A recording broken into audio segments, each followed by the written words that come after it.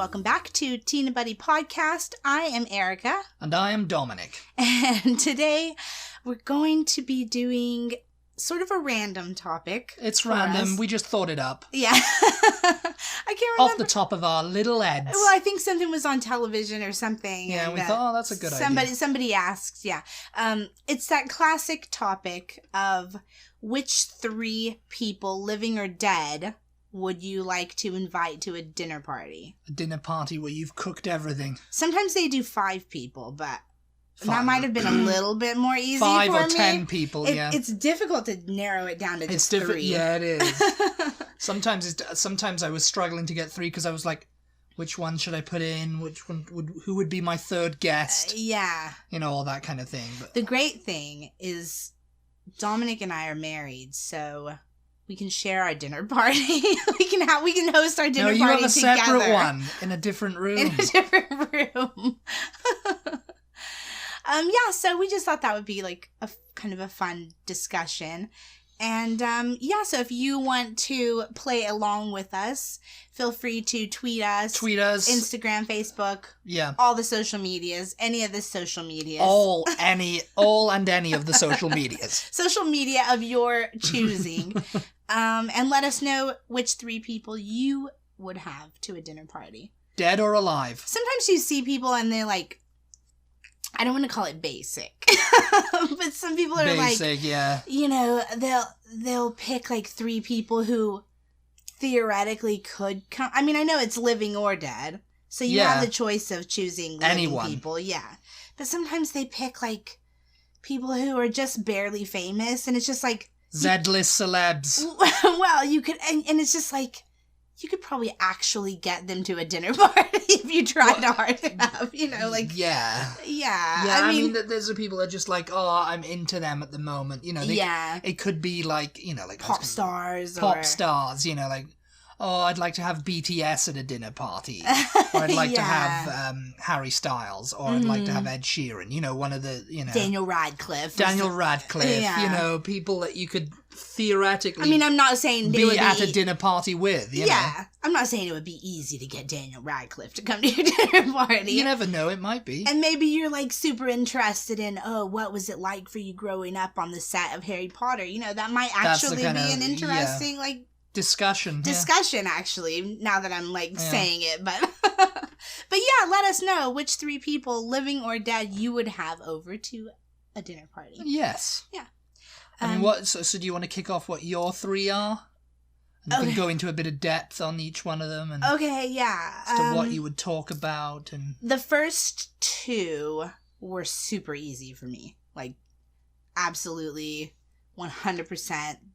My first one is my ultimate, most interesting, most fascinating person of all time, Leonardo da Vinci. It's like, there's no question in my mind I would have him at a dinner party because he's just like, to me, the most interesting person ever to walk this planet.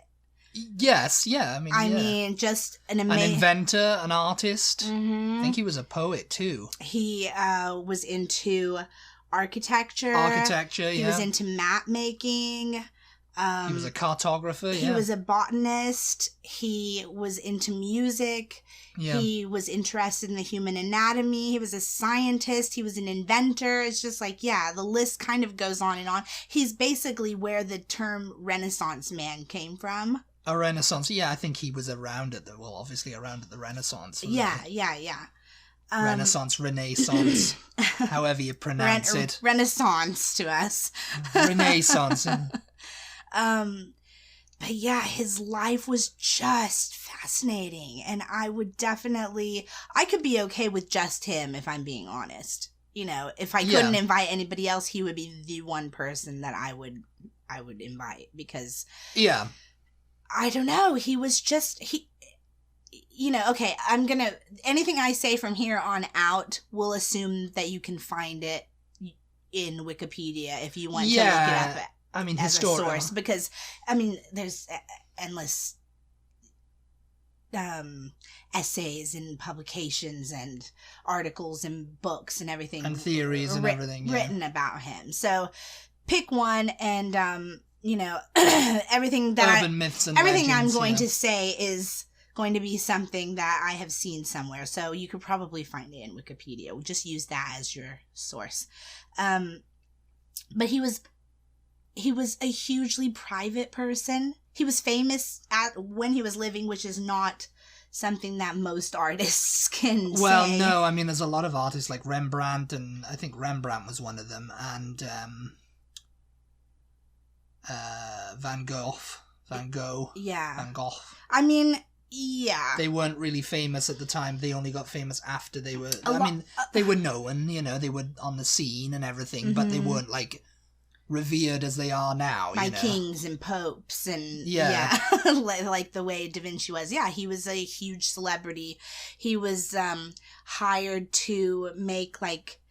Basically, in my mind, what would be like if you were having a parade for the king, like, okay, remember the scene in Aladdin when the suitors coming into the palace to meet Jasmine, and they have all their stuff, whatever. Yeah. He would have been someone that they would have hired to create the stuff like that to make people ooh and awe in the crowd. Obviously he painted the freaking Last Supper. The Last Supper, yeah. The Mona Lisa. Yeah. But then there's more, like, even basic things about his life that just were not really common at the time, which he apparently was a vegetarian.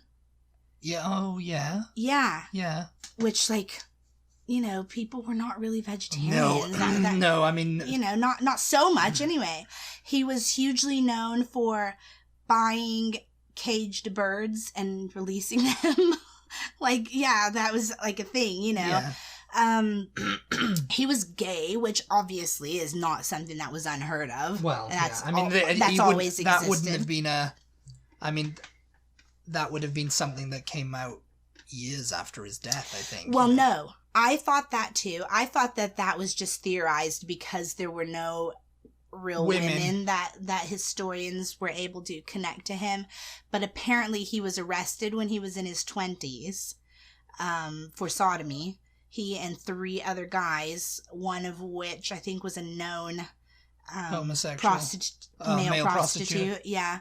And one of the guys that he was arrested with was part of the Medici family.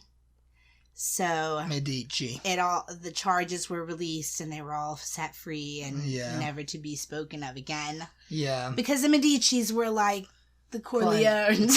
Crime lords, yeah. They weren't crime lords, but they were the big powerful family, The big fat powerful family in Rome, and yeah, they commissioned all the great artists of that time. Anyway, yeah. But yeah, I mean he invented all kinds of stuff which they were not able to actually turn into actual things until hundreds of years later.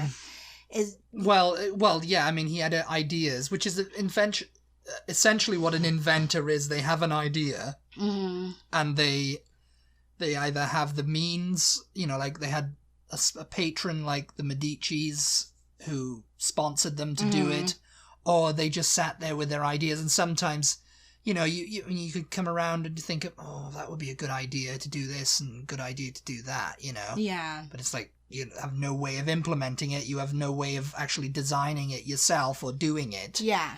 And so your idea just kind of gets either stolen or someone else thinks of it and does it themselves organically.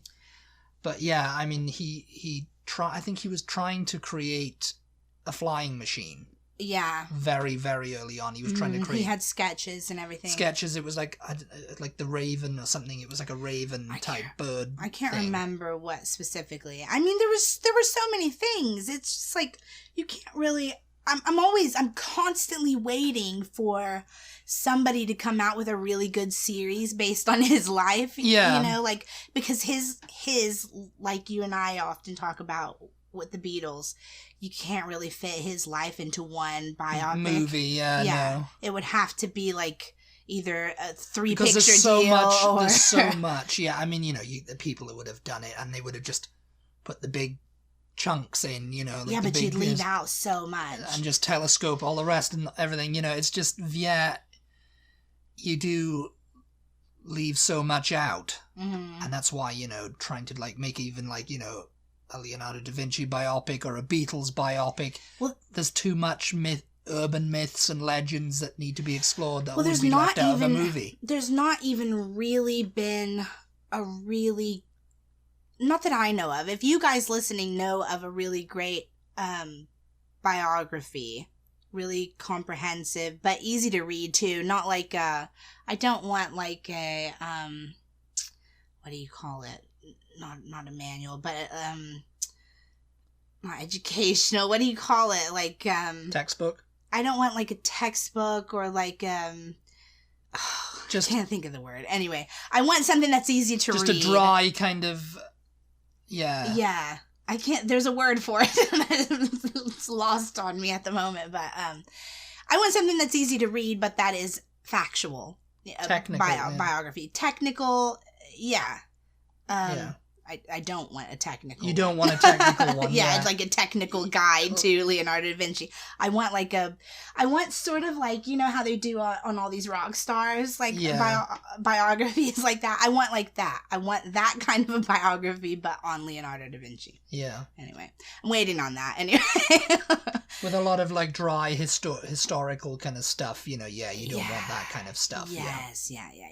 Anyway, okay, I could talk about him for ages, but I'll move on. Actually, one more real quick thing, but one more thing. Dominic is a huge Star Trek fan, so he got me into Voyager, Star Trek Voyager. Oh, you remember that now, didn't you? Yeah. I was going to mention that too, actually. What was her name? Captain Janeway. Captain Janeway, and she had a hologram program. Holodeck program of Leonardo da Vinci, which I was thinking about that, that's a great tool for historians if they ever invent that, because they can just put all of the traits and everything that's been researched into like a holographic file and create the person as if he's living, and give him that personality. That would be my dream. If they ever invented that and they had a Leonardo da Vinci one, I would just live in that. I would live in that holodeck suite or whatever. Because he became kind of sentient. He became kind of aware.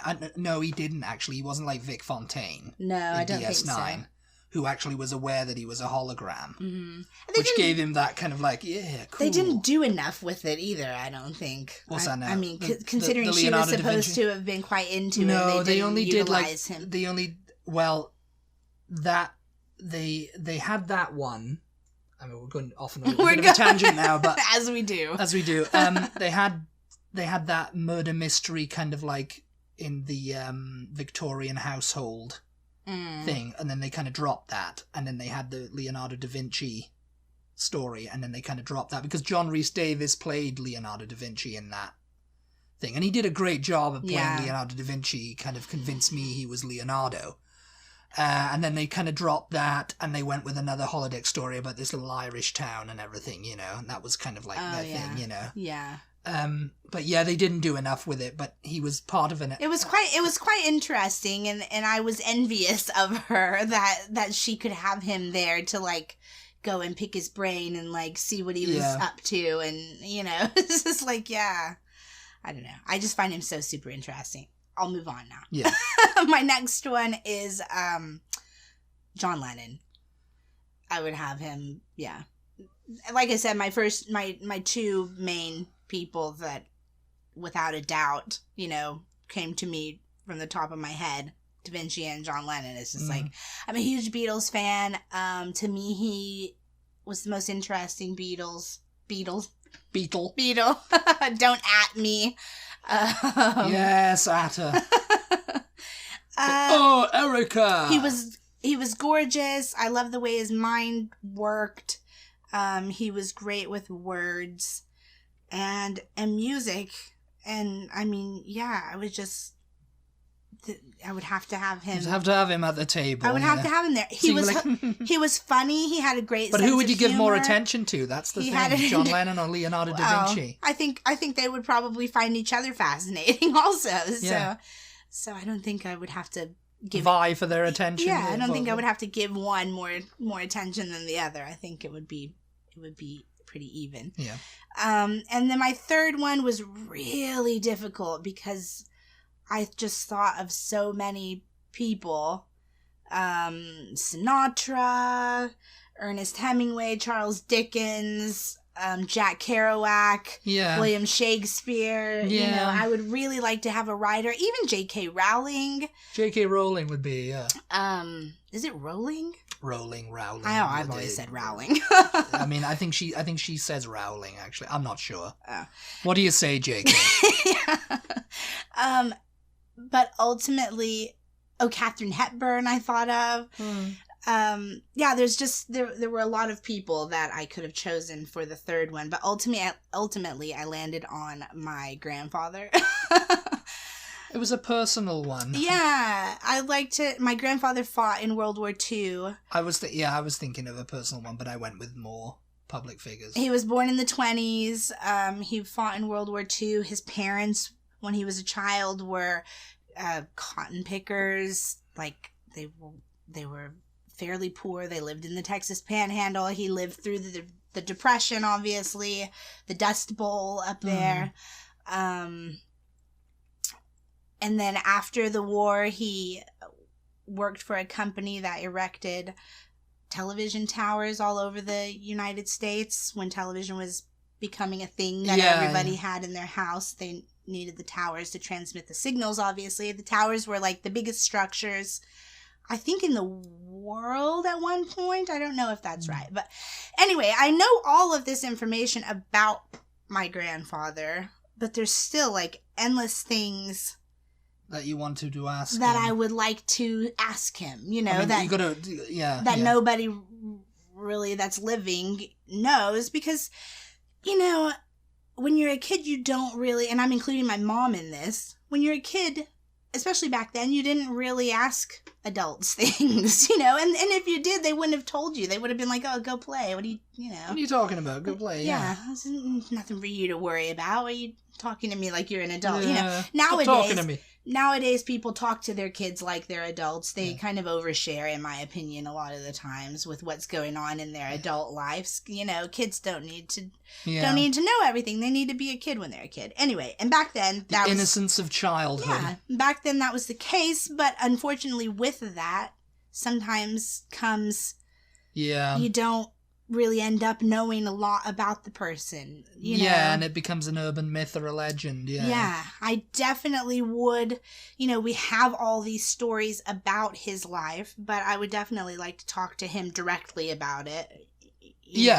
Find out more about his experiences, especially in World War II, and just all of that kind of dangerous work of climbing up those television towers. I mean, his best friend died falling off of one of those television towers. He was electrocuted, wasn't he? I think he died. No, he just fell off. And he just fell off? Yeah, hundreds and hundreds of feet in the air. Wasn't there someone who was electrocuted or something? That was on the other side of the family. That was on the other side of the Someone got massively electrocuted, and then there was someone who fell off a tower. Yeah, no, this is his best friend. They built the towers together. He was on his team or whatever, and he fell off, you know, and died. It was just like dangerous work. There was no, I guess they were not connected safety to harnesses or any kind of safety kind of anything. Health you know? and safety, it was very loose back in those days. Yeah, so I mean that was interesting, and I went with him for my third person because he had a very interesting life, and I would like to know more about it. So. Yeah. Okay, go ahead. Your turn. I've talked a lot. I feel like I've been talking forever. You've been talking. Yeah, I mean, that's what this is for. This is a podcast. This is an episode for people to talk, for us to talk in. My first one is one of yours, John Lennon. Oh yeah. Because I mean, not just for the Beatles thing. It just, you know, my kind of thinking is if, you know, they turned up to this dinner party, it would be like they knew they were dead. You know. Yeah. They just come back and they knew they were dead, and they were just talking about their life and what they wish they would have done, and what, you know, I would just ask John, did you achieve everything you wanted to achieve? Oh, that's interesting. That's a good question. It's a good, it's a good question. Did you feel like you achieved everything you wanted to achieve, you know, with the Beatles, or do you feel like you could have gone on, you could have lived a bit longer and, you know, done things, you know? Yeah. And it would be interesting to see what John said about that. That's a very intense question. I don't know. It's just kind of like it's getting the most information out of it. I don't want to be like, when's the next hit record coming out? Well, or ask things that you can find out. Because I mean, at the end of the day, there's going to be people who want to invite John Lennon. Go, what was it like to be in the Beatles? What was it like to have all that fame and money? And what did Yoko really break up the band? And silly questions like that. And it's just kind of like, that's kind of stuff that you can say with a bit of certainty that either did or didn't happen. And you can say whether he was like he liked the fame and money. But I just wanted to, I would really want to ask him, do you feel like you could have lived a bit longer? I mean, obviously he would probably say, I wanted to live longer, obviously with how he died. Mm-hmm. But just like, or maybe he would be happy. Maybe he'd be like, that was a nice little, is that the way I went was a bit crazy, but, I would have, I think the Beatles was a great legacy. Are you happy with your legacy? Yeah. And I think he might be. I think the Beatles is a great legacy and everything. It's a pretty good band. Yeah. But yeah, I mean that's the kind of stuff I'd ask all my my guests. Yeah. I mean, if this dinner party is shared, then it's going to be quite a big table. Yeah. You won't have enough food for everyone. My second one is Captain James Cook. Oh, that's really cool. Because one of the very early explorers. Yeah. Mm-hmm. And again, it would be a case of like, what was it like to set eyes on a new land? He discovered Hawaii. I think he discovered Australia too. For the English. I mean, I don't know who. There might have been someone before. I mean, obviously, there was people living there and everything like that. But he was like the first like Western person to discover them, I think. Yeah. Not sure about that. There might be people go, no, it was a Dutch. No, it was so and so. Yeah. But I know. Well, definitely, he went to Hawaii and he was like considered like a god in Hawaii, and that would be interesting to me. It's like, how did you handle that? Right. You've come from like England where you're like a celebrated captain, and then you go to this land and you have literally people.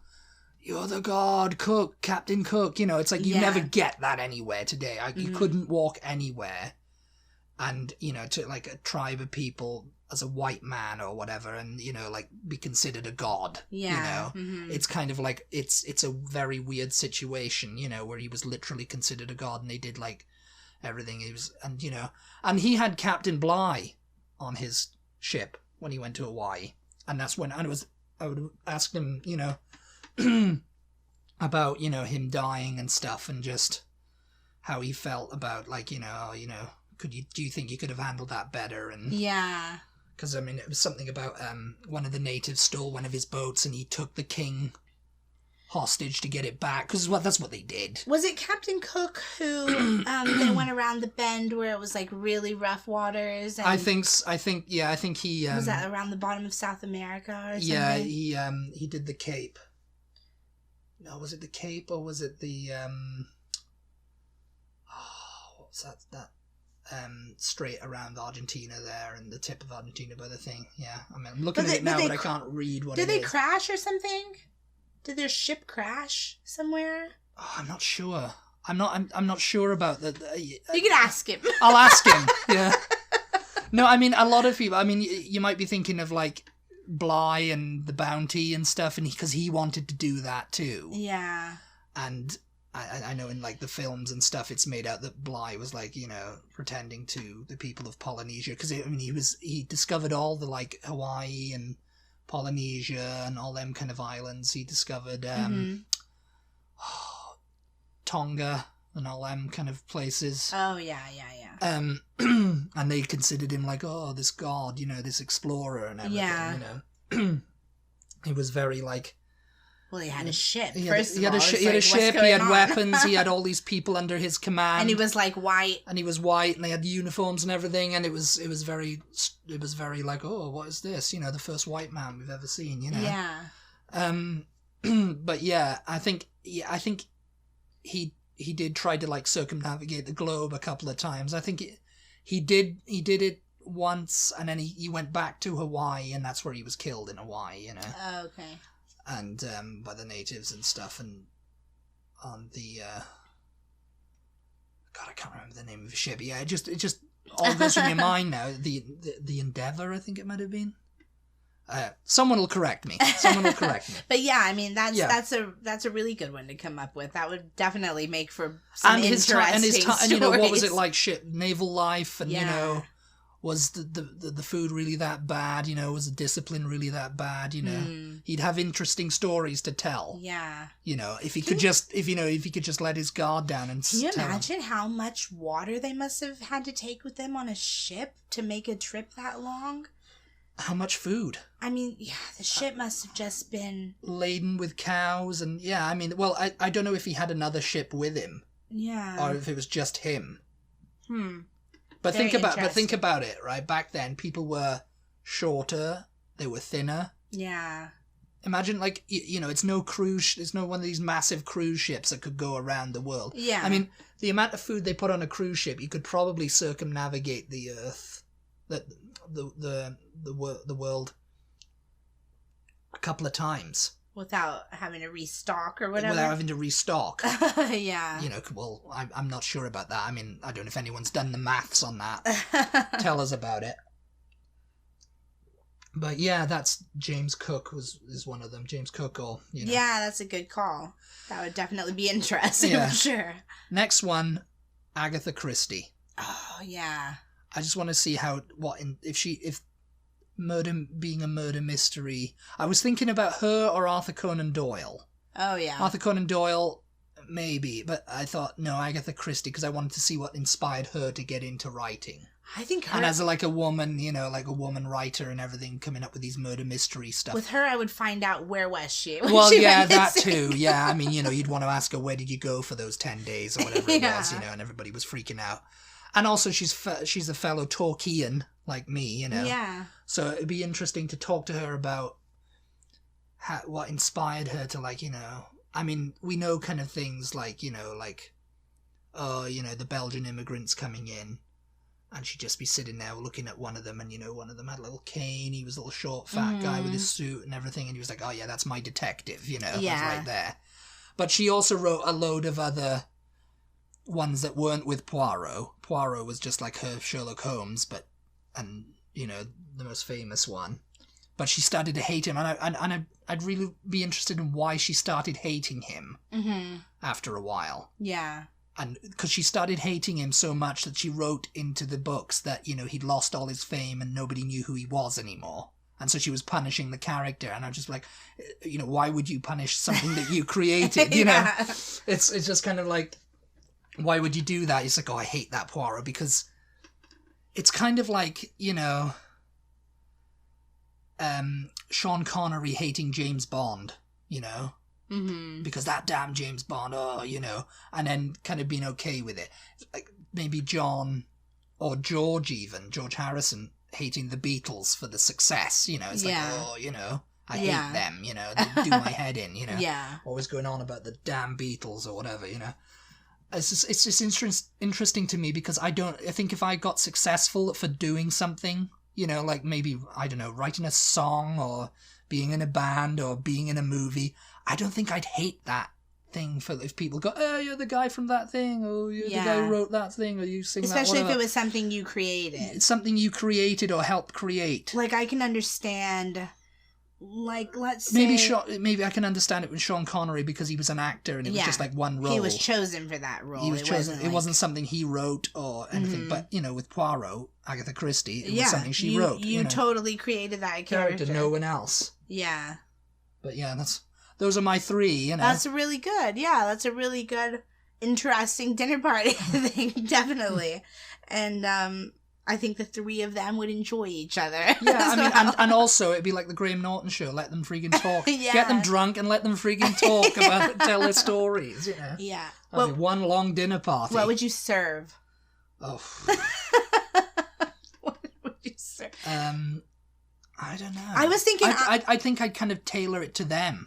I know. I was thinking I would serve like crab legs. I would want it to be something like sort of fancy. You know, you obviously don't want to serve like pizza to these people. Maybe or James hamburgers. Maybe James Cook would be impressed by pizza. You never know. But then I thought, oh no, I couldn't do crab legs because Da Vinci was a vegetarian. So maybe I would do like pasta and eggplant. Pasta's good. Roasted Everyone eggplant. like pasta. Everyone likes pasta. Yeah. Except maybe James Cook, because he might never have had it.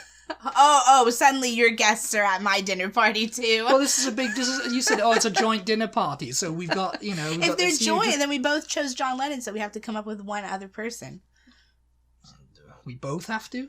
Oh, well, or together, one or the other of us. I don't know. Yeah. Oh my gosh. Yeah, I think that's really interesting. I think we should do another one of these episodes, but next. Oh, and by the way, guys, we did not talk about our 3 people, so we were like just revealing them to each other live. Yeah, this is live. Yeah. We just both set each other the task, and we went away. We went in separate rooms for a bit, and just so we had no idea who each other was going to choose. I think we should do another one. I was just thinking this. We should do another one, but like just which 3 like fictional characters in history would you have? Oh, if, yeah. I think that's so easy for me. Oh, really? Yeah. Okay, don't say.